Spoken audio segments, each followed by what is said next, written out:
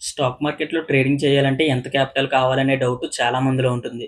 అయితే ఈ రీల్‌లో ఆ డౌట్‌ని క్లారిఫై చేయడానికి ట్రై చేస్తాను. జాగ్రత్తగా వినండి. ఫస్ట్ ఆఫ్ ఆల్ ట్రేడింగ్ చేయడానికి ఎంత క్యాపిటల్ కావాలనే బదులు, అసలు మంత్‌కి లేదా డేకి నువ్వెంత ఎక్స్‌పెక్ట్ చేస్తున్నావనే దానిపైన నీకొక క్లారిటీ అయితే ఉండాలి. అంటే ట్రేడింగ్ చేసేవాళ్ళు చాలామంది నాకు పెర్ డేకి ఇంతొస్తే సరిపోతుంది. లేదా నాకు పెర్ మంత్‌కి ఇంతొస్తే సరిపోతుందని ఒక అంచనా అయితే ఉంటుంది గదా! దాని మీద మీకు ఫస్ట్ ఆఫ్ ఆల్ ఒక క్లారిటీ అయితే ఉండాలి. ఆ క్లారిటీ ఆఫ్ థాట్ అనేది ఎందుకుండాలంటే, దాన్ని ఇప్పుడు ఎగ్జాంపుల్‌తో ఎక్స్‌ప్లెయిన్ చేస్తాను. దాన్ని చూసిన తర్వాత మీకే క్లారిటీ అనేది ఇంక్రీజ్ అవుతుంది. ఫర్ ఎగ్జాంపుల్ మీరు ఒక మంత్‌కి 30,000 అనేది ఎర్న్ చేయాలనుకుంటున్నారు. అంటే 30,000 అనేది ఒక సాలరీ అమౌంట్ లాగా ఉంటుంది కాబట్టి ఒక రీజనబుల్‌గా ఉంటుంది.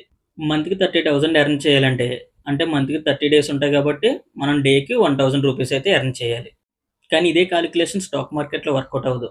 ఎందుకంటే స్టాక్ మార్కెట్‌లో వర్కింగ్ డేస్ అనేవి 20 నుండి 22 వరకు ఉంటాయి. పోనీ ఫర్ ఎగ్జాంపుల్ మన కాలిక్యులేషన్‌కి అనుకూలంగా ఉంటుంది కాబట్టి 20 డేసే అనుకుందాం. అయితే 20 డేస్‌కి మనం 30,000 అనేది ఎర్న్ చేయాలి. అంటే పెర్ డేకి 1500 వరకు ఎర్న్ చేయాలి. అయితే ఈ కాలిక్యులేషన్ కూడా స్టాక్ మార్కెట్‌లో వర్కౌట్ అవ్వదు. ఎందుకంటే మనం పెద్ద ప్రో ట్రేడర్‌లు ఏమి కాదు కాబట్టి 20 డేస్‌కి 20 డేస్ సక్సెస్ అనేది అవ్వదు. అలాగే దాంట్లో కొన్ని డేస్ అనేవి మనకి ప్రాపర్ సెటప్ అనేది కుదరదు. అలాగే కొన్ని డేస్ స్టాప్ లాస్ అనేది హిట్ అవుతుంది. అలాగే కొన్ని డేస్ మనకేదైనా వర్క్ ఉండి ట్రేడింగ్ అనేది చేయము. సో, ఓవరాల్‌గా ఈ కాలిక్యులేషన్ కూడా రాంగు.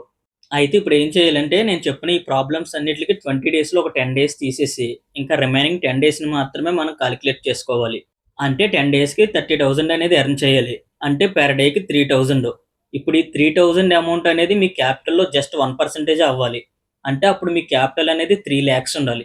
సో, 3,00,000 క్యాపిటల్ అనేది ఎవరైతే మంత్‌కి 30,000 ఎర్న్ చేయాలనుకుంటున్నారో వాళ్ళకి కావాలి. లేదు అంతకంటే తక్కువ క్యాపిటల్ తోటే మేము ఎర్న్ చేసుకుంటామంటే మార్కెట్ ఆల్వేస్ మీ దగ్గర డబ్బులు తీసుకోవడానికి రెడీగా ఉంటుంది. వెళ్లి ట్రేడింగ్ చేసుకోండి. సో, ఓవరాల్‌గా ఈ విధంగా మీ రిటర్న్స్‌ని బట్టి మీ క్యాపిటల్ అనేది డిసైడ్ చేసుకొని ట్రేడింగ్ అయితే చేయండి. సో, ఫైనల్‌గా నేను ఈ ప్రాసెస్ అంతా ఎందుకు చెప్పానంటే, మనం ఏం పని చేసినా దాని మీద ఒక క్లారిటీ అయితే ఖచ్చితంగా ఉండాలి. అంటే మీరు 10,000, 20,000తో కూడా ట్రేడింగ్ చేయవచ్చు.